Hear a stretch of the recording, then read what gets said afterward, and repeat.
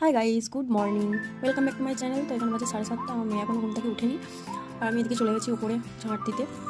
তো মেয়ে যতক্ষণ না উঠছে ততক্ষণ তো কাজটা করিনি, তারপর মেয়ে উঠলে তো আর করতে পারবো না। তো আমি আমার ইউটিউব চ্যানেল নতুন নতুন খুলেছি, তো আমি তো সেরকম কিছু জানি না। যদি কোনো জায়গায় কিছু ভুল হয়ে থাকে অবশ্যই আমাকে কমেন্টে জানাবে। প্রত্যেকটা দিন যে কাজ, ঘর মোছা, ঝাঁট দেওয়া, বিছানা ঠিক করা, সেই কাজগুলি তোমাদের সাথে একটু শেয়ার করছি। তোমাদের যদি ভালো লাগে অবশ্যই লাইক করবে, কমেন্ট, শেয়ার, চ্যানেলটা সাবস্ক্রাইব করে দেবে। তো গাইস, মেয়েদের জীবনটা না ঠিক এরকম।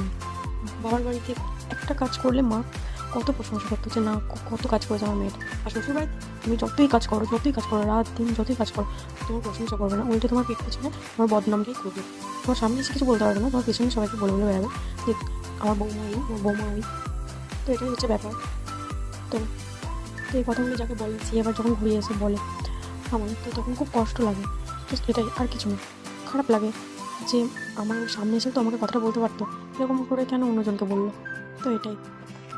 তো গাইজ, আমি ওপরে কাজ সব সেরে নিচে চলে এসেছি। নিচে কটা থালা বাসন ছিল, দেখো আমি ধুচ্ছি। তো আমার এখানে থালা বাসন ধোয়া হয়ে গেছে, এই দেখো। তো এরপর আমি মুড়ি টুড়ি খাবো। আর এখানে মা করেছে গাজর আলু ভাজা। মুড়ি টুড়ি খেয়ে আমি স্নান করে চলে এসেছি। তো ছাদে জামা কাপড় মিলতে চলে এলাম। এরপর আমি নিচে যাব, নিচে গিয়ে মেয়েটাকে স্নান করাবো, খাওয়াবো। তো তোমরা জানো যে সংসারে সব কাজকর্ম করে একটা বাচ্চাকে দেখাশোনা কতটা কষ্টের। এখানে দুপুরে হয়েছিল লাউ শাকের চচ্চড়ি আর মাছের ঝাল। তো আমি রেডি হয়ে গেছি বিকেলে একটু ঘুরতে যাবো বলে। তো দেখো, এই যে আমার ননদ আর আমি যাচ্ছি, তো এরকম করে আজকে আমার সারাদিনটা কেটে গেল।